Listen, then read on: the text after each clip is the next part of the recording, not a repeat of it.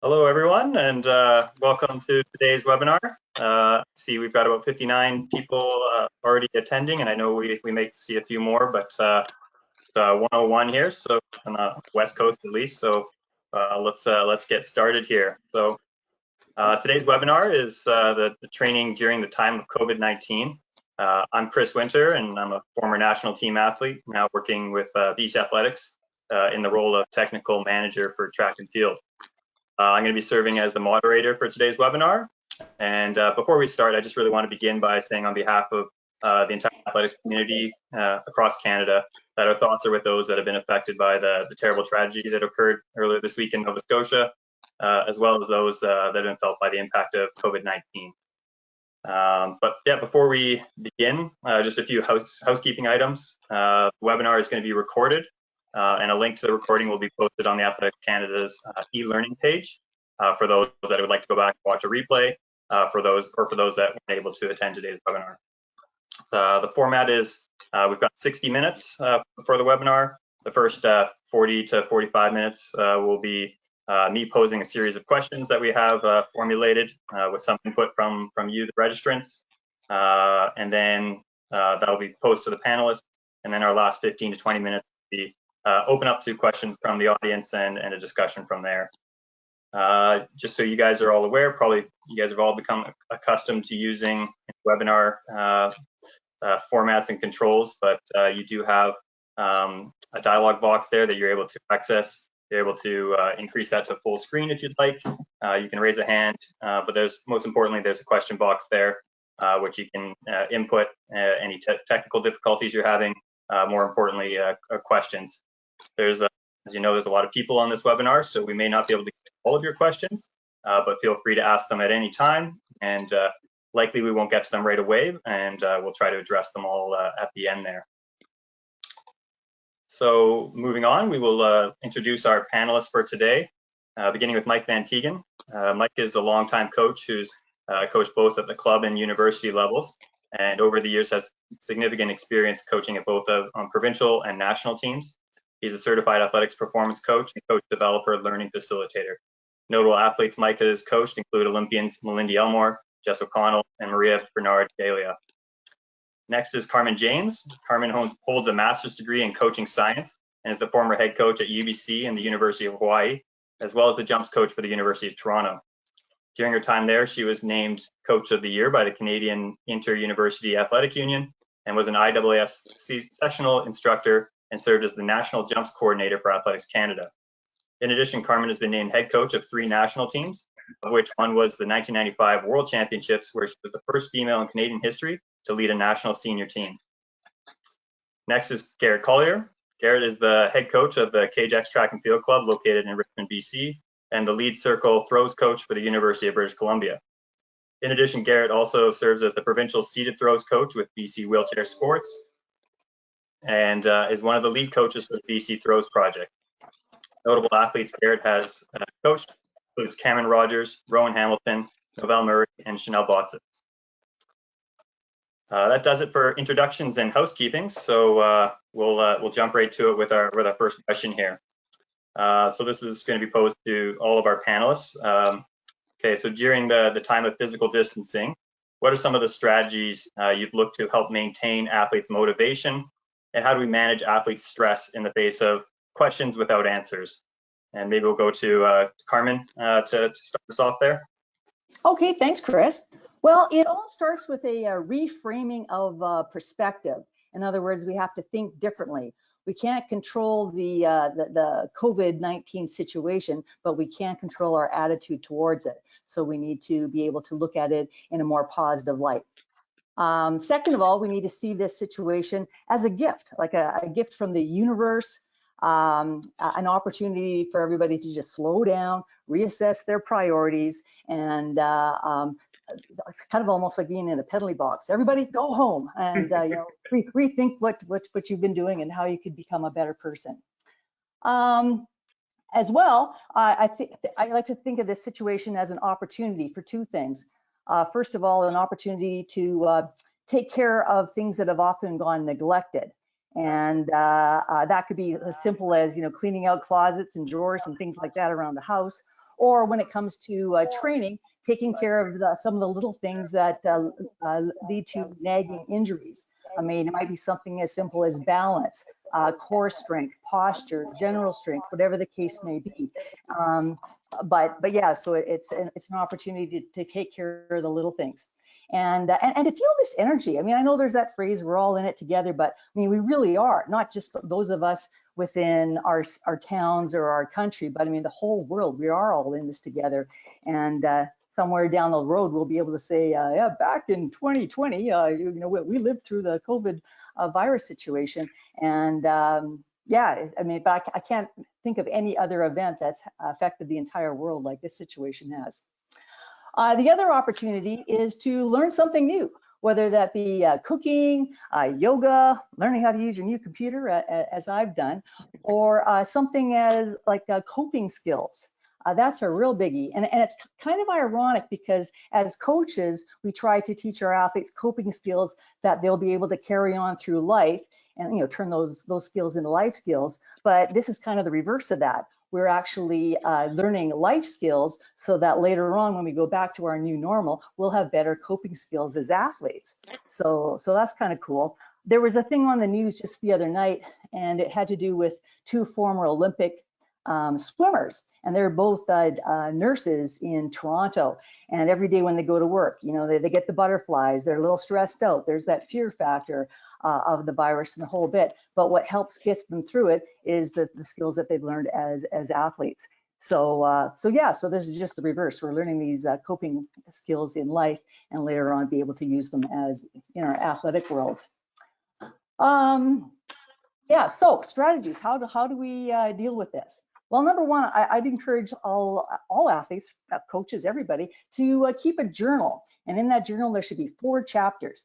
Chapter number 1 is turning those frowns upside down. Have people write down all the things that stress them out regarding this situation. And then one by one, take each of those situations and turn it around, make it into something positive. And I have a couple examples that I saw on the BC Athletics website, actually, and it was by Liz Gleedle, and she called it blinders and rose-colored glasses, as opposed to frowns and upside down. But one of the things she said as a frown was, I lost opportunities to prove myself in competition, and all my training was wasted. Well, how can you turn that around? She said, I have more time to prepare for the next summer. I can fine-tune things I felt I didn't have time for, and I can work on shoulder and spine mobility that will ultimately enhance my performance later. I mean, I just love that. One other example that she gave was, you know, I miss my training partners. Well, yeah, but on the other hand, she gets to spend more time with her family and her boyfriend, because usually in the summer she seldom sees any of them because she's so wrapped up in track. And now not only does she get to spend time with them, but, you know, go hiking and, well, not at the beach or anything like that, but, you know, go out and about and later on, hopefully camping and do things that she would normally not do during the summer. So I just loved how she took a variety of negative thoughts and turned them into positives. The second chapter of this journal should be a thing called, these are a few of my favorite things.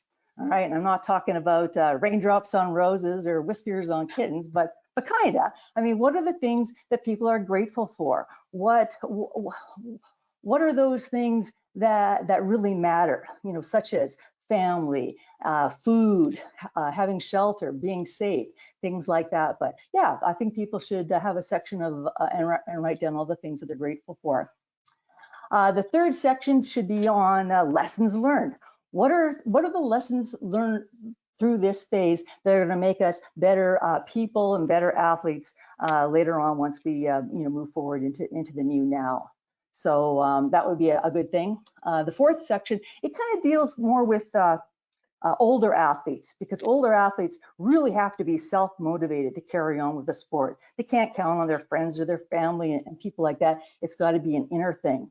So they need to sit down and ask themselves why. Why do they do this sport? And then the answers to those questions are going to be what carries them through and helps build resilience, you know, during the tough days. But yeah, remind yourself of why this is important, why you choose to do it, and that'll help out.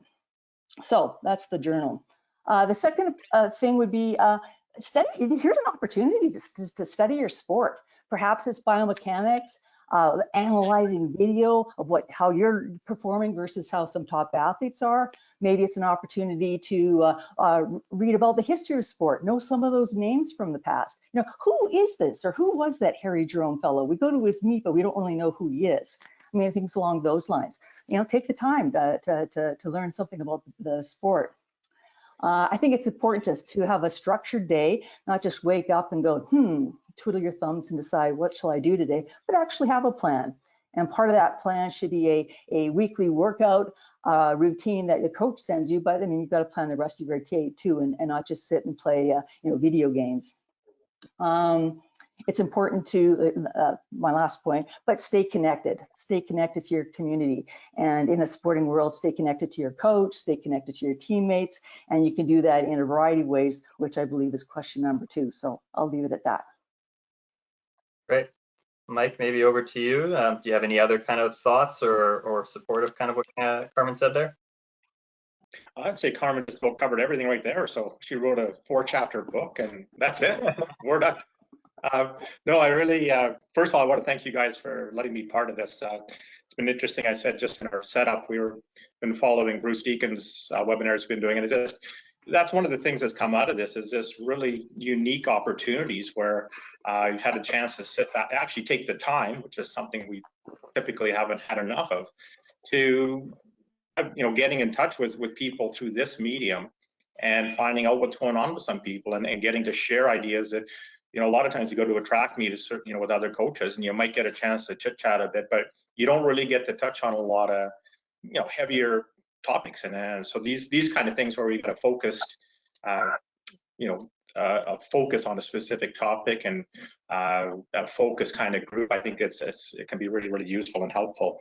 I think, taking a lot of what Carmen touched on, I think she hit a lot on the key points that I thought in looking at this topic. But I think, taking a little bit further, certainly that idea of setting daily and weekly goals, we can't get into this thing where I don't have a routine. Like, I've often found with, university athletes, for example, or even high school athletes, the idea they're going to take a year off, they're going to work, and they don't realize a lot of times that the structure that their education has given them, or that a school day gives them, or a semester. And sometimes those kids will go out and they'll work, and it's actually, they do it, they go have more time for training, and training actually suffers in a lot of cases. So, this is the kind of thing too, where the situation we're in now, where we don't have a structure, it's been taken away from us, school's gone, practices are gone, and so it's on us to create that. And I think that's a really important thing to say, let's take control on this, take charge of this. How am I going to make today work? What am I going to do? How's that going to fit into a week? What's my week going to look like? So I think setting daily and weekly goals, I think for some people it gets a little overwhelming when we look long term, and we don't see that big long-term goal, which a lot of times drives us. So this year, 2020 Olympics, well, maybe 2021 Olympics, but that, for a lot of people has been a real reality shift and a shift in a lot of ways. So sometimes maybe we don't want to look too far down the road, but we do want to look at today. We want to look at this week. What am I doing? What am I doing today that's going to make me a better person and athlete? What am I going to do this week? Maybe even look at the month. I think until we can start to see the light at the end of the tunnel, and it's not a train coming at us, but the end of the COVID situation as we know it now, we need to focus shorter term and maybe not look so much longer term. Some of the things I think people can do, and they are doing, is setting up challenges for themselves and within their community. So from an endurance perspective, people are setting up virtual races.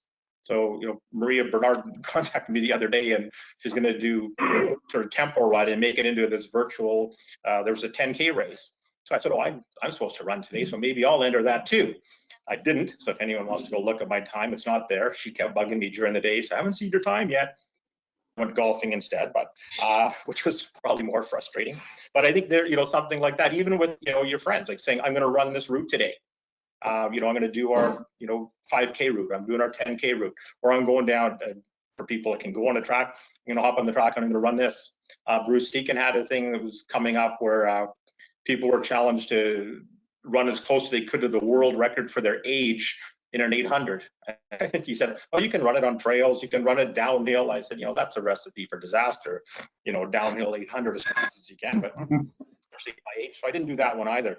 But I think the thing is there are opportunities out there that, that people can look at and say, what can I sort of create in there? The second point I just want to touch on is, I think the expression in the question you posed earlier, Chris, was, what do we do in this era where we've got questions without answers? And I actually think, we're really fortunate that we're in a sport that's well acquainted with that. That's what we're doing. We're always challenging ourselves with questions. We don't have the answers till we actually raise. So I think that I'd look at it from that perspective and say, really, we've got to do the same thing we do when we approach our training and our competition. So we look at this whole COVID reality, focusing on the process. Like, what am I doing? Like, what am I doing each day? Why am I doing it? What am I getting from it? How am I benefiting from it? Staying in the moment, really being, trying to stay. This is the kind of scenario where we let ourselves get too far ahead of ourselves and say, man, this thing's never going to end, or when is it going to end? Or, I don't get to go to the Olympics, or I don't get to go to my BC, my provincial high school championships. I don't get to go to nationals. We can let that overwhelm us. So we got to draw that all back in and bring that focus into something that we can digest and process. So that idea of controlling what you can control, I think, Carmen, you alluded to this too, the idea of controlling the controllables. What can I do? What can I take control over? And I think Carmen also touched on this, looking for new opportunities. I think one of the questions later on is the silver lining in all this. So I won't go there yet, but what are some things that I can do now with this time? And this isn't a good athletic or example, but I'd use my current situation as a reality. So, or as an example where I could look at a given day and say I could run, I could do a strength workout. Lucky I'm in BC, or where I am now, and we can actually, we can golf because the weather's good enough, plus our courses are open. And I could look at yard work. I could look at a number of things. And right now I could, turn the camera and you could take a look outside, and I've got about 4 projects going on in the yard. None of them are anywhere near being completed, but they're all because I've got stuff I can do. So I think looking at that and saying, what have I got? And even turning it to an athletic perspective, as Carmen said, what are some things that I haven't had a chance to work on? What can I do? What are some things that I just didn't have time for that I can do now? Great, thank you. Garrett, from a throws perspective.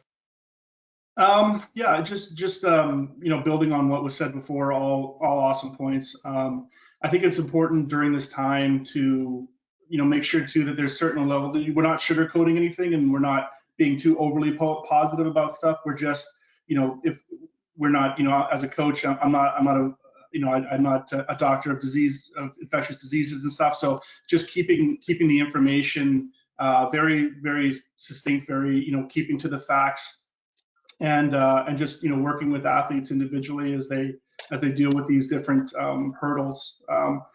Going back to building a little bit on what Carmen was saying about, taking the ability to work on the little things, or the weaknesses, or the things that you wanted to work on, but maybe we were already getting into the season. We've adjusted our goals to address those factors, those things. So if we have an athlete, we have a couple athletes who have some core stability issues, they have some flexibility issues, and then obviously technical issues with using drills. So those are now our goals. Our goals are not, we're going to throw this far and we're going to try to make this team and we're going to try to do this at this meet or at nationals. Our goals have just shifted. We've shifted our goals to work on those little things, those training training items that maybe we needed a little bit more time on. And then just working with athletes to focus on what they control and what they can't control, which is they can't control a lot right now. So just, bringing them back to kind of building on what Mike said, just bringing them back and refocusing them on what they can control, what they can do to pass their time, and what they could do to improve themselves. I think building on what was said about scheduling and building a schedule for yourself, I think athletes also have to schedule their quote unquote online hunting. So, we spend a lot of time online, younger kids spend even more time. And you need to almost plan for that and organize for that, and only give yourself a small amount of time to, get lost online with updates on COVID. In addition to just making sure that you're sticking to kind of government sources or one trusted source. We've had some great information that's been, we get in BC, we get some great updates, every day, and they're pretty, no nonsense. Here's the facts, here's where we are. And I think just keeping to those, scheduling yourself to keep to those outlets, I think will help a lot. And then I think too, just managing some of the stress, just understanding that we're all in this, not only as Canadians, but as internationally as track and field athletes. We're all dealing with this. We're all at home. Certain degrees, certain countries and certain areas around the province in North America, there's stricter guidelines than others. But I do think we're all going through this at the same time. The season shut down. We're all in the same boat, and so any anxiety that comes from, but these guys might be doing this and I'm not doing that, I think that levels that out. That can kind of cancel that out by just keeping in mind that everyone's going through the same thing, and just viewing this moment as a challenge. So and not only for what can make you better as an athlete, but what can make you better as a coach. This is a test, and this is absolutely a test in patience, in time management, self-organization, and it's a test in resilience. You're being tested right now in how resilient we are, how resilient you are as an athlete or a coach. And if you take on that challenge, that's going to serve you better when the gates open up and we're ready to get back to a normal situation. So, and I think too, just reminding them, as been said before, that this will pass. It'll take some time. We don't know when that will be, but just keep your keep your nose down, keep yourself working towards those daily goals, those daily challenges, and I think you'll end up pretty good at the end of this. So as coaches, I think too, it's important for us to really be calm, to be that voice of calm in a pretty loud environment right now. Just sticking to what we know and making sure that we're if we get updates that we need to tell our athletes that might mean another couple months, that we're just being very, very calm about it, and here's our goal for the next couple months, and those types of things. Sticking to the facts and then keeping communication. What we've done with our group, with my training group, is we've scheduled a weekly group Zoom session where we can all talk and we can give each other updates. Even if there's nothing really much to update, it's good to just have that community and keeping in touch and things like that. And then, that's kind of some of the things that we've used to maintain motivation and to manage the stress. Can I just jump in? You mentioned, you used the term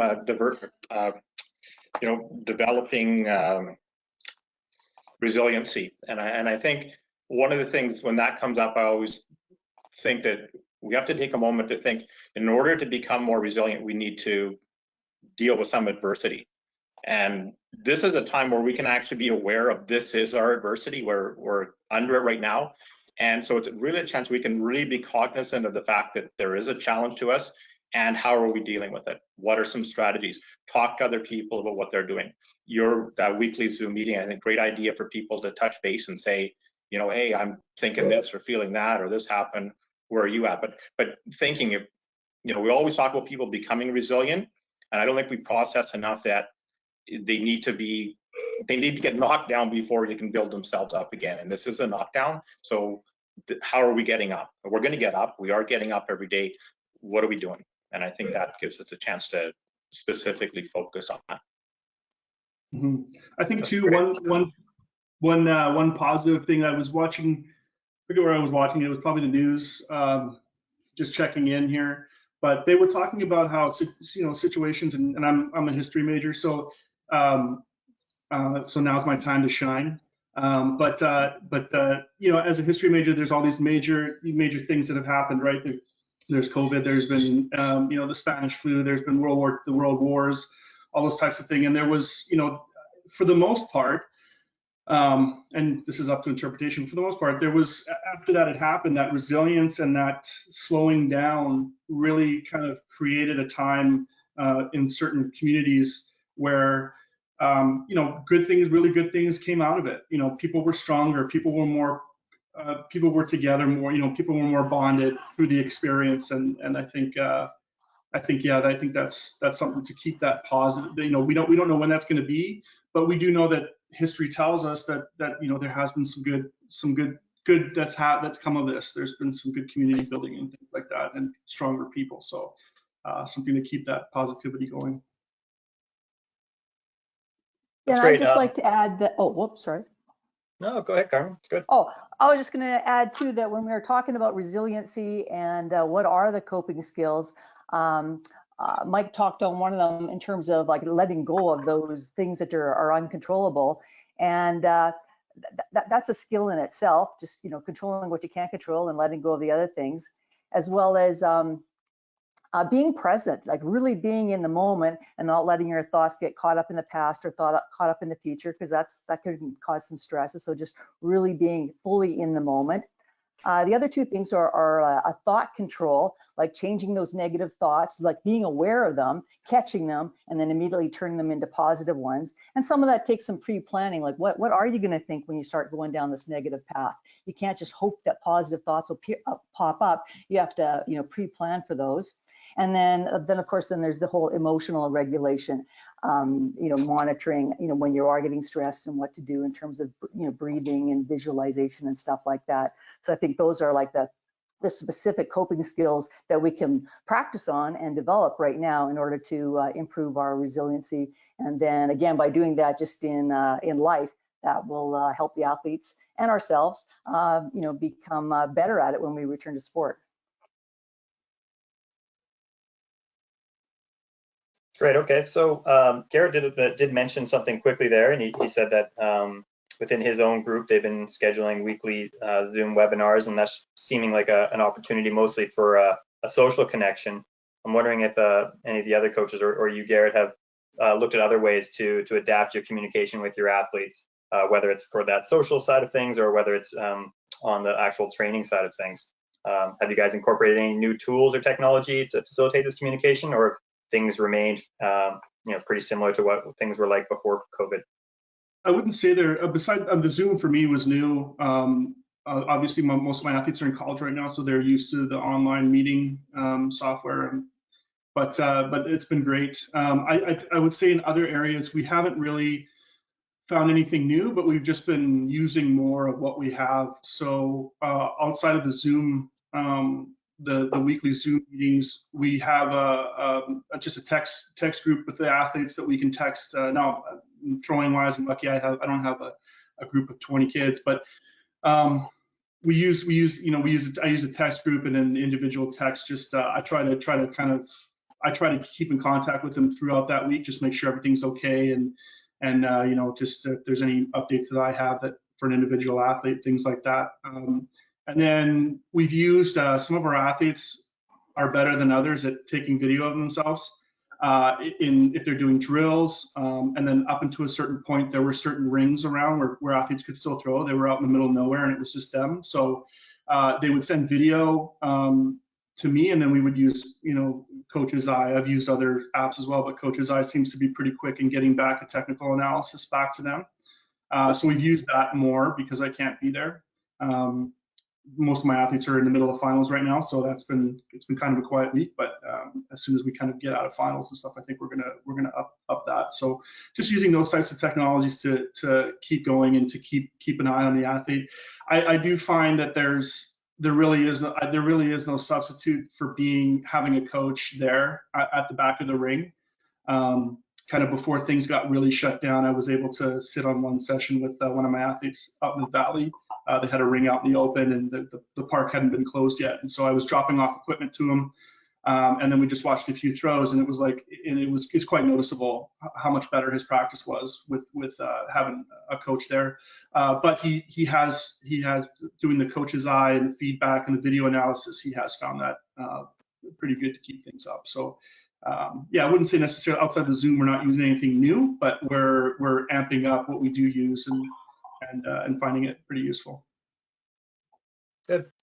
Either anything else to add from Mike or Carmen? I think I jokingly said to somebody, I was kind of ahead of the curve on this COVID thing because I'm in BC and my 2 athletes are in Calgary. So we've this virtual coaching has been going on for a while. So one of the most significant hit was making the effort to getting out to Calgary once a month so I could actually see and do one-on-one coaching.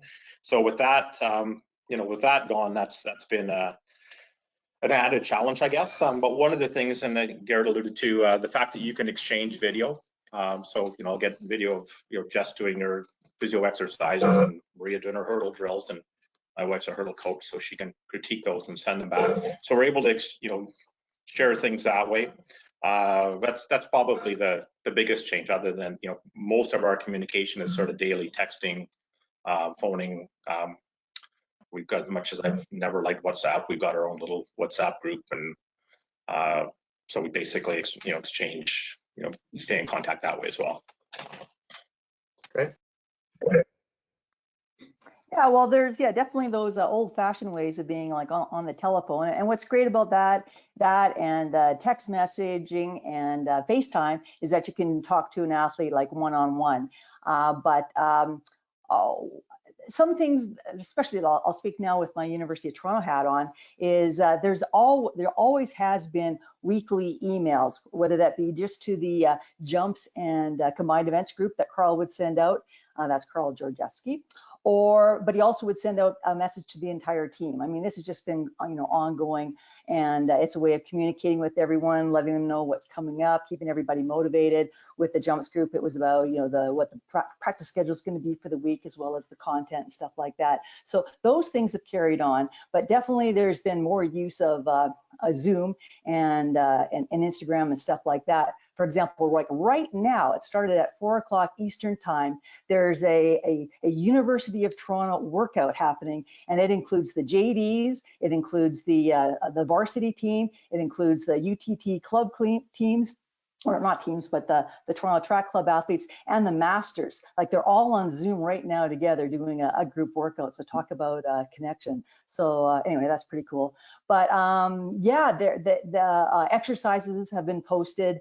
And challenges have been set. It's like, okay, I want you guys to, do, skipping. And another thing that Carl's done that I really admired was he got himself videotaped, and he's doing all these different skipping exercises on the road in front of his house. And then, as an encouragement to the athletes, educating the athletes, but it was also kind of entertaining too, to see him do these activities. And then challenging the athletes, okay, show us now what you guys are doing in order to, do these workouts. How do you, one thing was, which I thought was pretty cool, but even on Instagram and Zoom, the strength coaches at the University of Toronto put on 3 to 4 workouts a day, and anyone can tap in.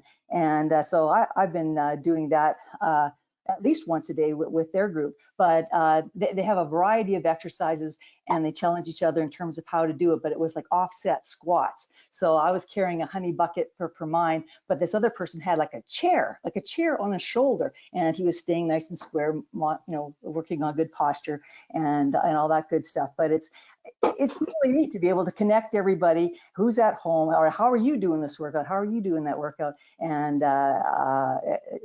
being able to share, but also being able to challenge each other in terms of, all right, what have you got around your house that allows you to do the same workout? So yeah, Zoom, Instagram, emails, Coach's Eye, all that good stuff. There's just, it's great. Everyone's in different parts of the country, and yet we're all staying connected, and it's fun. Great. So the next question, we've definitely danced around it, and we probably touched on it a little bit. It's kind of just looking more specifically at how coaches are able to manage their training with their athletes, considering physical distancing and remote coaching. So Mike, I mean, you mentioned it, obviously, especially in your context with athletes being kind of spread. You're not living in the same city as them. How are you managing their training, though, considering that they may have access to tracks or not? Or access to weight rooms? I'm going to guess that's probably a no at this point. So how have you managed that, and how have you adapted athletes' workouts around those physical distancing measures? I think you hit a key thing, because for Jess and Maria in particular, in Calgary, they went from, the winter, you've got the Olympic Oval, which is great, 450-meter indoor track. That got shut down. They discovered that somebody was shoveling lane 1 of an outdoor track. About the same time, I think CPT was trying the same thing in Laval, and same result for both of them. They got told clearly you can't do that, so the city of Calgary shut down their outdoor tracks. So that door got closed. Access to, strength, for example, those facilities got closed. So again, getting creative. So Jessica had a couple of fortunate coincidences happen to her. Once she got approached randomly to try out or to sort of promote this massage machine that got shipped to her house from, I think, from Norway. So I think you can check her Instagram and you can see her using it. So that's kind of handy to have. The other thing, she got a little bit ahead of the curve and bought her own elliptical because that's her go-to for cross training. So, without having access to pools and, treadmills, etc. So she's got her own elliptical. Maria's got 3 hurdles going. One of the things I found with my reality in the coaching scenario I have is that really have to depend a lot more on a team model. So the key team part, the strength and conditioning coach Carla that they work with in Calgary, and then with Tyson Plessick, their physio in Calgary, they're hands-on with them regularly. So that's a big thing, because I've got a lot of things go and trust in them, and I do, because they're both really good at what they do. So seeing that Carla is setting up their strength program, both Jess and Maria have got adequate personal strength equipment at home to do what they need to do, and then they can either do teleconferencing with Tyson. And Maria, for example, is doing a conference call with Tyson and Carla this week to review her exercises and that kind of thing. So, those are the the changes that we've had to make to make things work. A huge advantage for us is the fact, for running, is they can go outside and run now. So in Calgary, winter is, I think, over for the 2nd or 3rd time right now, and will probably happen 2 or 4 more times before August. But there are windows where it's nice to run there, so they can, just go outside the door and do, a lot of running. So Maria messaged me today that, one park's got enough grass on it that she can do a workout there. So we're lucky in that sense. We don't have to rely. I said to them, what if you're pole vaulters? Like, what would we do? Like, that would be a really tough scenario. So, and I'll wait to hear from Carmen what we will do. So I think that part is good for them, is that they can go out and do a lot of, and I think about it, for athletes, out of the 100% of the time that you're training and racing, you're only racing like, 1 or 2% of the time you're actually doing all this running. So you're able to do 98, whatever, plus or minus % of what you normally do.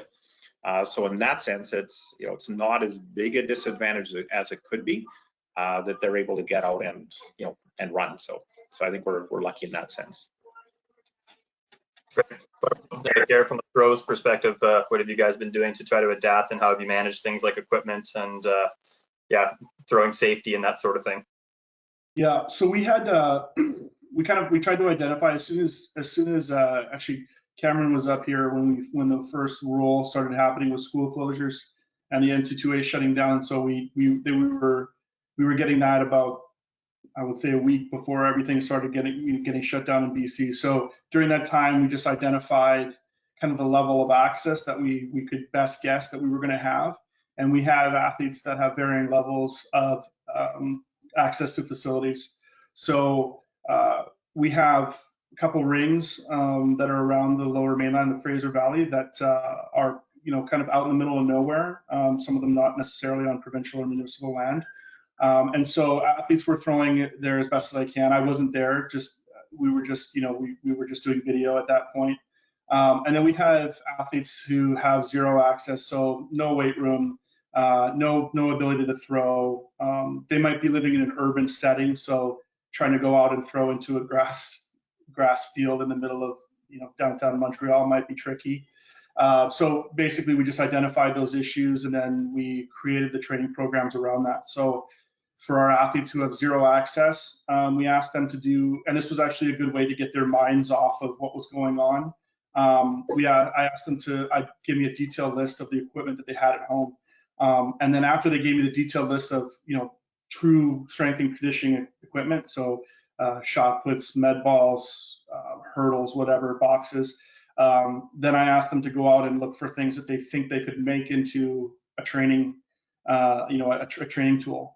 So in the throwing world, every coach has their experience of putting things together kind of with stuff in their garage to teach a drill or teach technique. And so that was kind of a fun exercise. I had an athlete who was going out into his yard identifying rocks that were 16 pounds and over so that he could throw rocks around if he needed to in the field. And then I even had, I've never used a recumbent bike or not a recumbent bike, but a spin bike for anything throws related. But, we have an athlete that has that, so we have to make it work. And so everything from broomsticks to filled milk jugs of water for weight, things like that. So we've done that. And then what we would do for that is those would be for athletes who have zero access. And so for zero access athletes, then we would, I'd give them a series of drills to do, and then they could do some strength exercises, jumping, stuff like that, core flexibility.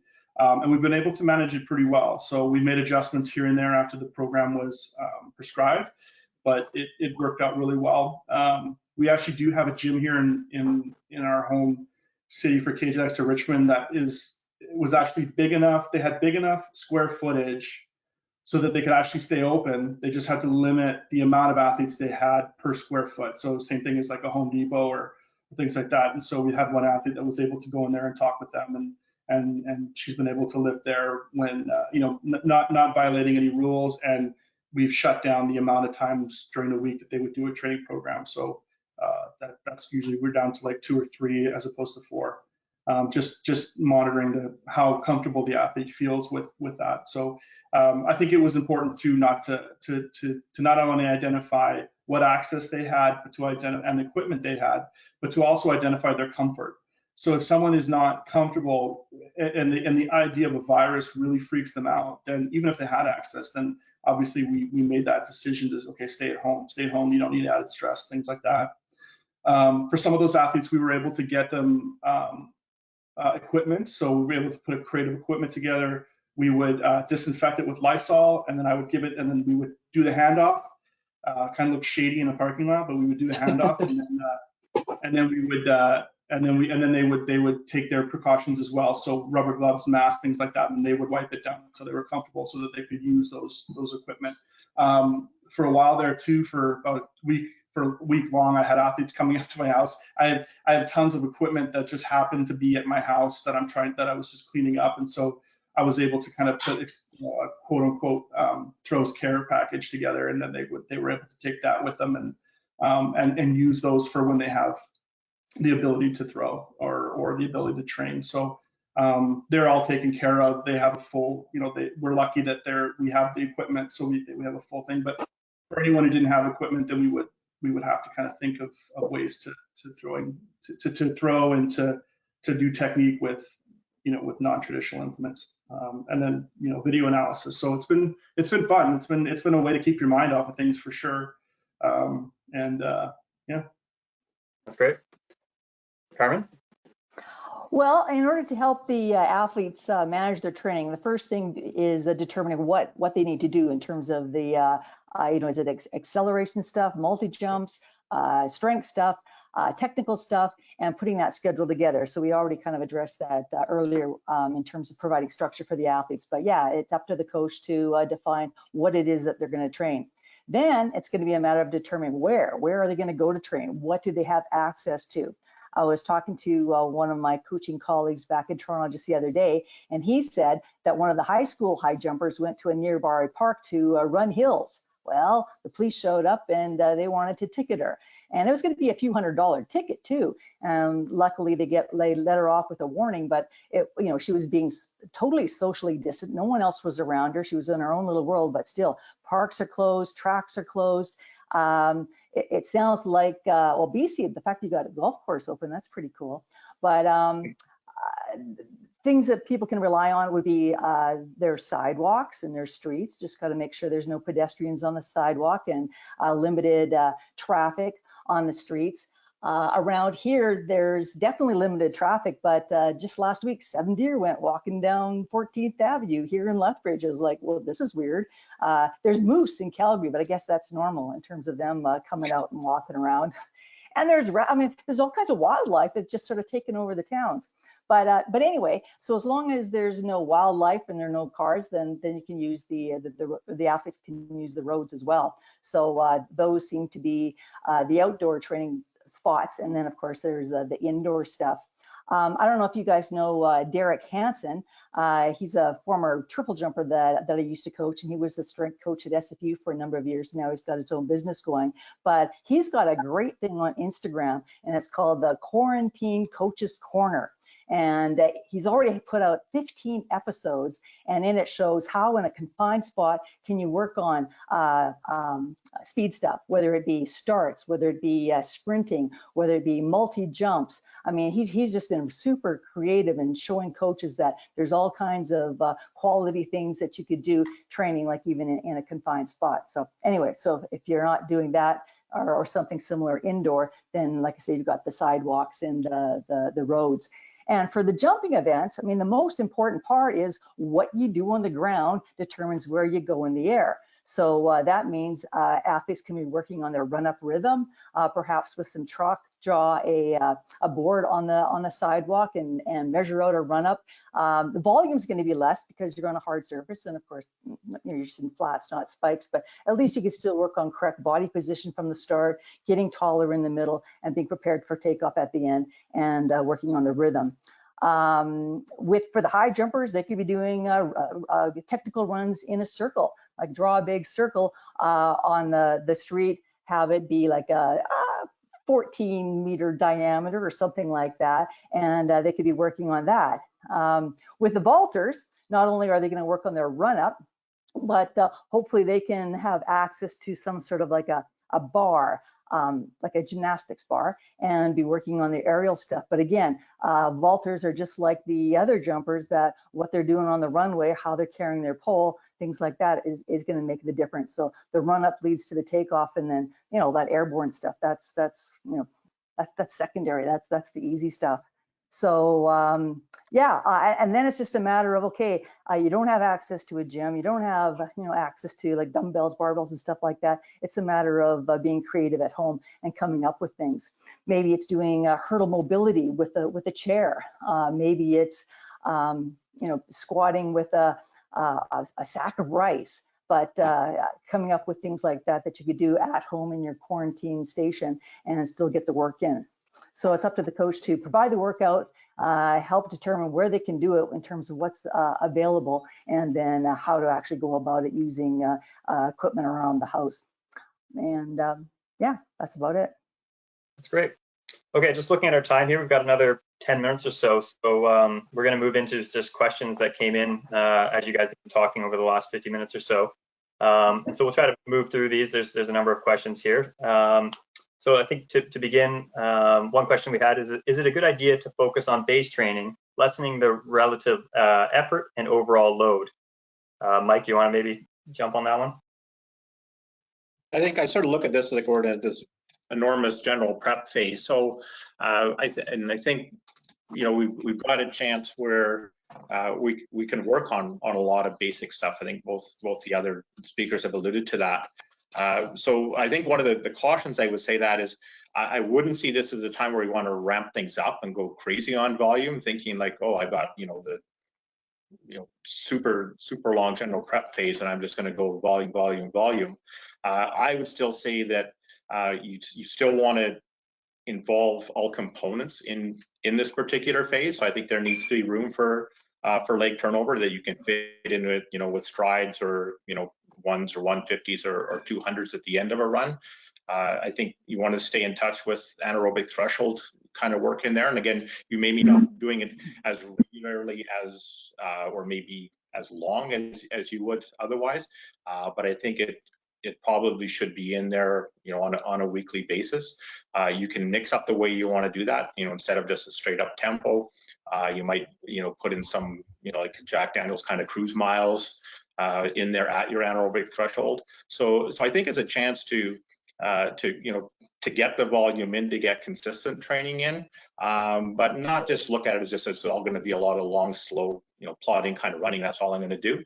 Melindy Elmore had a good point. You know, looking at her marathon training, and we talked back and forth a few times, and you know, there are some times where she just, you feeling like without a goal, she just wasn't. She was finding a lot of work to hit, you know, certain splits and workouts, and talked about, you know, going, you know, running fartleks, running hills, like get away from those sort of measured things. Like you don't need the measurement feedback right now. We don't need to know splits per se. So, you know, she found then is saying, you know, that she's, you know, cut things back to, you know, to about 70%, but knowing that when we get kind of a heads up that this is going to be ending, that things are going to change, that, you know, in about 6 weeks she's going to be ready to roll again. And I think I'd sort of looking at it saying, like, you know, coming out of that, let's say if we look at your normal general prep phase and say, well, yeah, generally, you know, over about 6 weeks you can start to train other systems and be ready to go. So my thought is that, you know, stay in touch with all those different energy systems through this. Don't do anything too much, and be aware that we will get a heads up. I'm pretty sure, like we'll say, you know, this curtain sort of lifting, could be 2 weeks, could be 2 months, whenever they give us this, and then you can start to make those more specific changes in your training program to develop a little more specificity to where you want to go from there. That's great. Garrett, different question here, just trying to get through a few of them. If any of the coaches have indicated a competition goal for their athletes, if so, what are the goals? Should I be looking at 2021 at this point? Yeah, I think that's I think it's fair to look at 2021 for competition goals. I think even if we opened up, if everything opened up, it won't be back to normal this year. I think that's what everyone's been telling us. It'll be when we have the I'm drawing a blank here, but when we have the cure, sorry, I forgot, I'm drawing a blank here, but we have for COVID, then vaccine, yes, thank you.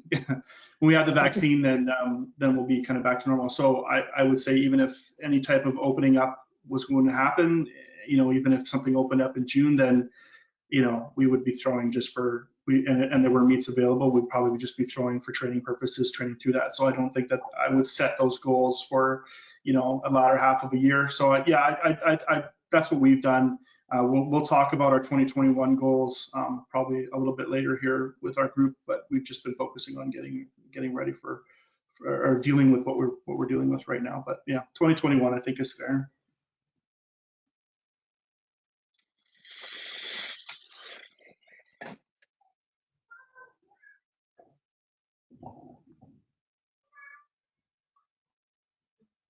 All right.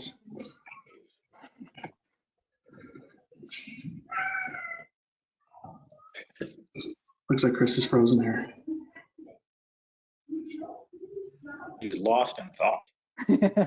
All right, guys. So then I'll ask the last one here. Can you guys hear me? Yeah, loud and clear. Okay, perfect. What do you think the athletics world will look like post COVID-19? And kind of think about competitions, group workouts, training sessions. Carmen, we've got maybe 90 seconds per panelist. How's that? But this is a big question that's been asked for everybody. Well, okay, I'll be quick. I would say the most important thing is there's going to be a lot more attention to cleanliness. And we've gotten into the habit of washing our hands regularly, and we're going to have to continue to do that often. And if we're not near soap and water, well, then using the hand sanitizer. So cleanliness is definitely going to be an important thing. The training groups are going to have to be small, which works out fine for throws and jumps. That's totally doable. A little perhaps more challenging for the distance runners because they like to run in packs, but keep the groups small and then maintain the social distancing so that they're at least 2 meters apart, depending on what the activity is. If they're running, well, then we've learned that 2 meters is too close. They've got to be, you know, a good 20 meters apart, but that's how it would be in training. And I don't know, I was sort of thinking about it in terms of competition. I don't know with, I mean, maybe I'm way off base, but perhaps with the sprints, because they're in lane events, I mean, maybe it's just half the number of people on the track and it's like every second lane rather than them side by side. But again, going back to what Garrett said, a lot of it depends on getting the vaccine and getting back to the, the normal where we can use all lanes. But I see that as a possible difference. Whereas obviously it's not going to affect the jumps and the throws because each person competes individually on their own and then the next person steps up. So there we go. There's my 90 seconds. I like it. Garrett, anything to add? No, I think yeah, we'll see changes in how we're supposed to structure our practices, how many athletes can be out at the track at any one time, even in the throwing wise, maybe making sure that they're distancing themselves until we get the vaccine out of practice. Lots of disinfectant wipes for the throwing equipment. Competition wise, I think it'll be really interesting to see what happens. But yeah, I think those will be the major changes we'll see in the day-to-day business of coaching and training. Yeah. Mike, do you want to maybe think road races? Sure, I just think it was athletics competitions. I think, yeah, just the whole idea of that 2 meters of social distancing is going to wreak havoc on road races and any tactical distance race. They're just, distance runners are usually pretty easy to get along with, but we're not going to be that cooperative to say we're going to give you 2 meters. So I think, but that, say that tongue in cheek, but that's a reality. I really think the big thing is going to be, do we move forward with the vaccine or not? So that will change the reality. That's a game changer. So with a vaccine, I think a lot of things can go back to business as usual. Without it, I don't know. It's there's going to be a lot of significant changes. From even thinking of things like travel, of call room protocol, athletes, sharing. We don't even think of. Well, I mean, now we more recently thought about sharing water bottles for sure, but even somebody letting someone their roller, like anything that's we've got to think. We're thinking that through now, and we're going to have to. So I really think the big thing will be with a vaccine, it'll look one way. Without it, we're going to look at otherwise. So I think that as far as the actual competitions go, obviously we want to get back to competing the way that we always have. I really sort of shudder to think we're going to change what the actual competition looks like because of it. But could be a reality. This is one of these things I don't want to get me or athletes getting too preoccupied on what it could look like way down the road. But again, coming back to dealing with our current reality, how do we make the best of that? Good. I think I don't see any other questions that have come in. We're at 2 o'clock, so it's probably a good time to wrap things up and just thank our panelists for their time today. Appreciate that. To all of our attendees, thank you for attending. Hopefully you'll log into our future webinars. We're looking to do these on a weekly basis. So please pop on to Athletics Canada e-learning and just see what other webinars are upcoming in the coming weeks. So thank you guys again, appreciate it. And everyone stay safe and take care. Thanks, Chris. Thank you. Thanks, Kyle. Thank you Thanks, all. guys. Kyle, you'll hit stop recording. Yep.